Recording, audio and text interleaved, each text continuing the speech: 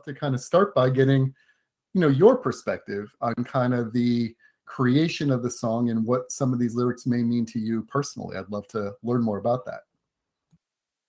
Yeah, for sure. So Better View, the song was written as we were kind of wrestling, coming off of 2020, wrestling with these questions of, there's so much going on in the world around us. Like, there's so much that we can't see, so many unknowns. How do we navigate a world in which there's just so much going on? And really the answer is always to look to Jesus. It's the clarity that we get from him. I think it's so beautiful how even when we can't see the whole picture, God gives us exactly what we need. He reveals just enough for us to take our next step. So when we follow him, when we trust in him, he gives us a better view of who he is, how he's working, how he loves us. So that's really how the song all began. We wanted to chase that idea. For me, one of the lyrics that really sticks out to me is I love how it's like kind of, if you listen to the song, it feels like this dichotomy of like really upbeat, really like happy, laid back vibes, wrestling with these tough questions. And so one of the questions that we ask is like, maybe my heart is a mirror. I can hold it up and see how I'm actually feeling.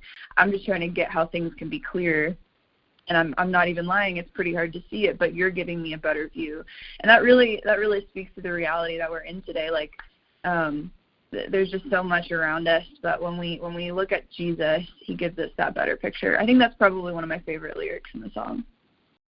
I love how you mentioned that like emo is your background, because that's kind of like my background as well. God didn't save me through music. I grew up in church and I dedicated my life to Christ when I was 13, but I've definitely had like serious struggles with depression, and those like more emotional types of music have always spoke to me more. So like bands like, I don't know if you remember the band Flyleaf, like back in the day. Oh yeah, big time.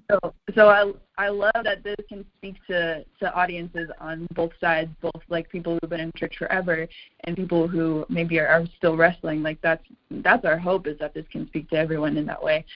But I think you're absolutely right. Like, our strength is made perfect in our weakness. His strength is made perfect in our weakness.